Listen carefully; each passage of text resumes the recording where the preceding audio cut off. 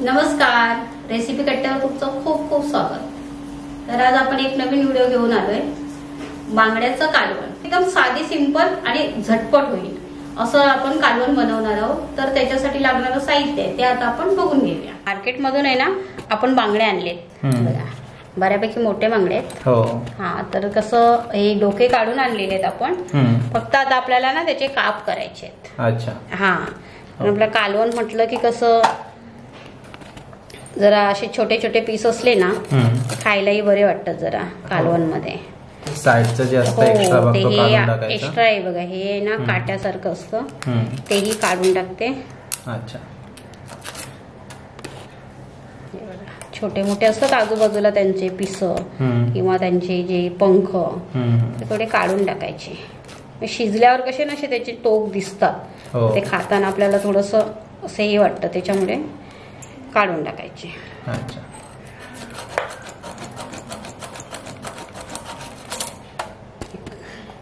बांगडे कसे साफ करायला इजी असतात, एवढे काय हे नसतं असं, त्याच्यावर काय खवलं वगैरे नसतात, पण थोडं हलक्या असं फिरवून घेते। अच्छा, तर शेपटी आपण कापून टाकले। हो,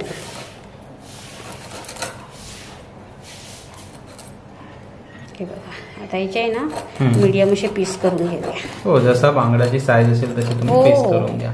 साधारण आता नॉर्मली बांगडा बऱ्यापैकी मोठा आहे, तर 3 ते 4 पीस करते मी, शक्यतो 4 पीसच करते।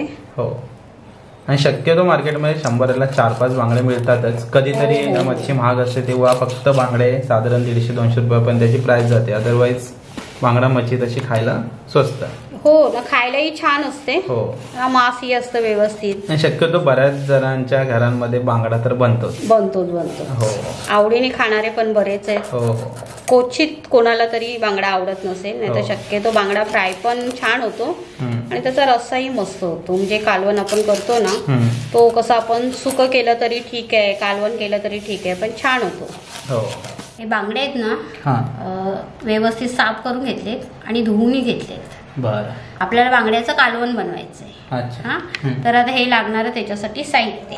बरं, हे वाटण्यासाठी आहे ना जिरे आहेत, एक अर्धा चमच जिरं घेतलंय, 1 चम्मचभर धने आहेत, थोडी लसूण आहे, 1 वाटी खोबरं आहे, ओके, 1 कांदा आहे मीडियम, आणि 2 टॅमॅटो आहेत। टॅमॅटो आहेत ना असे थोडे लालसर घ्यायचे, कारण मग कढीला कलर आहे ना छान येतो। अच्छा, हो, ओके, आणि या मिरच्या आहेत, हे काश्मीरी मिरची आहे आणि शंकेश्वरी मिरची आहे आणि ही पांढरी मिरची आहे। अशा 3 प्रकारे मिरच्या घेतल्या आहेत, पण मिरच्या ना थोडा टाइम भिजवून ठेवायच्या, म्हणजे लवकर वाटल्याही जातात आणि कलरही छान येतो। अच्छा, आणि हळद पावडर आहे आपल्याला फोडणीसाठी। हे हळद पावडर थोडेसे 3 घेतलेत, म्हणजे बांगडा कसा उग्रच असतो ना, म्हणून आपण त्याच्यात 3 टाकणार आहोत। अच्छा, मीठ आहे आणि कांदा घेतलाय, एक साधारण अर्धा कांदा घेतलाय फोडणीसाठी। अच्छा, आणि 4 पाकळे लसूण घेतले फोडणीसाठी, आणि कढीपत्ता। अच्छा, एवढे सर्व साहित्य आहे। बरं, तर आता आपल्याला काय करायचंय? आपल्याला पहिलं वाटण करून घ्यायचं। ओके, हे वाटण आहे ते करून घेऊ, त्याच्यानंतर मग फोडणी द्यायची। हो हो हो हो, तर आता पहिला आपण मिरच्या टाकणार आहोत,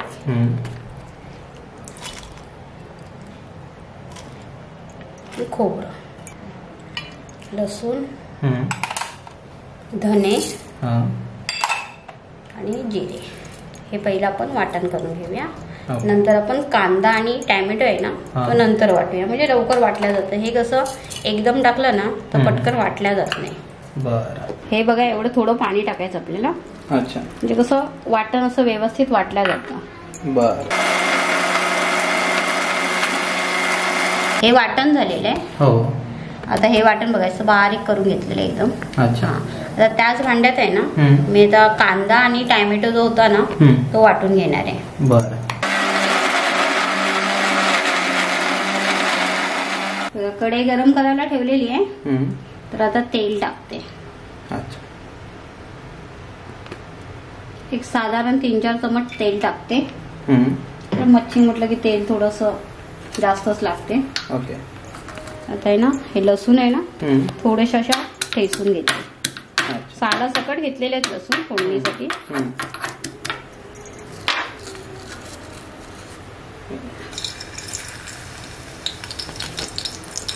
लसूण टाकलेले, कढीपत्ताही टाकते.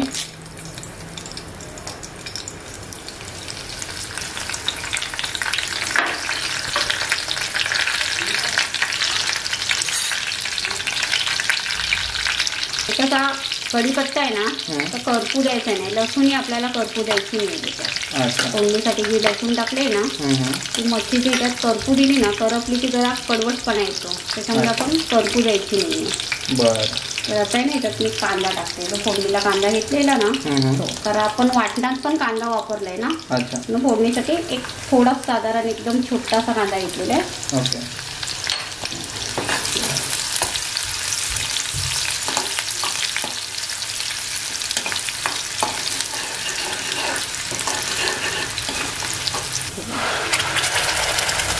वाटण केलेलं ना ते वाटण आता टाकून घ्यायचं त्याच्यात.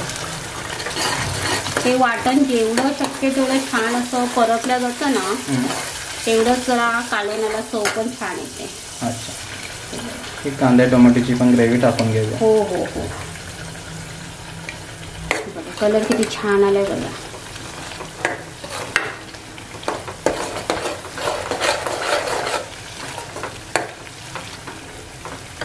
त्यात ना मी हळद पावडर पण टाकते आणि त्रिफल पण टाकते. अच्छा, एक साधारण 6 त्रिफल आहे. ओके. आणि जो हे आपलं मीठ आहे ना एक 1.5 चम्मच मीठ आहे. अच्छा, तेही टाकते. ओके. ते आपल्या चवीनुसार मीठ आपण केले ते 4-5 जण खाऊ शकतात. एवढं आपण कालवणाचं जे साहित्य घेतलेलं ना त्याच्यात 4-5 जण आरामात खाऊ शकतात.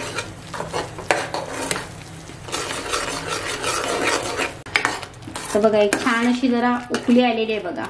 वाटण आहे ना छान परतल्या गेले. तर आता एक 5 मिनिटं परतून घ्यायचं वाटण. मस्त असं परतलं ना वाटण की त्याला बघा छान असा कलर पण येतो.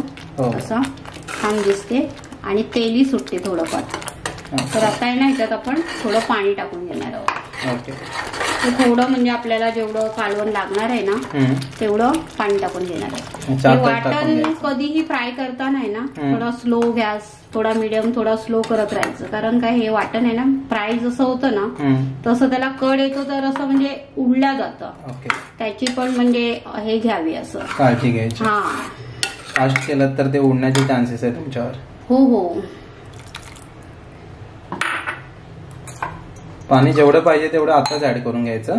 मच्छी टाकल्यानंतर मग परत पाणी ऍड करत बसायचं नाही. साधारण एक व्यवस्थित उकळी आली ना की आपल्याला त्याच्यात बांगडे टाकायचे. कालवण असं जास्त घट्ट पण नाहीये आणि जास्त पातळी नाहीये. भाकरी बरोबर, चपाती बरोबर आणि भाताबरोबर आपण व्यवस्थित खाऊ शकतो. आता बघा याची मस्त उकळी आलेली आहे. बघा छान अशी उकळी आलेली आहे. गॅस आहे ना मिडियम ठेवलाय आणि त्याच्यावर आता आहे ना हे आपल्याला मच्छीचे पीसेस आहेत ना ते अलगद सोडायचे. अच्छा,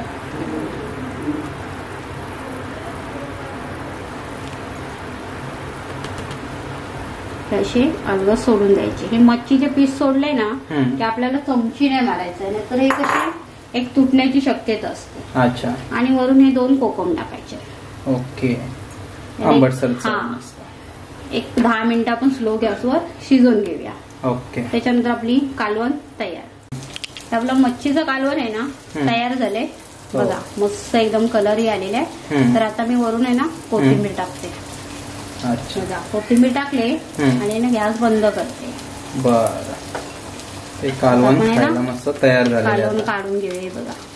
ओके. मस्त कलर पण आलाय. पीस पण छान असे शिजलेत. हो हो हो, एकदम भारी दिसते बघा. असं दिसलं की कसं खायलाही असं म्हणजे जरा 2 घास जास्तच जातात जरा. हो, एक 10-15 मिनिटांमध्ये स्लो गॅसवरती हे कालवण आपलं होऊन जाते. हो हो हो, बघा कालवण तयार. एकदम झटपट आणि मस्त. अशा पद्धतीने आहे ना आपलं बांगड्याचं कालवण आहे ना झटपट तयार झालेलं आहे. तर तुम्ही करून बघा आणि आम्हाला कमेंट करून कसं झालंय ते नक्की सांगा. धन्यवाद.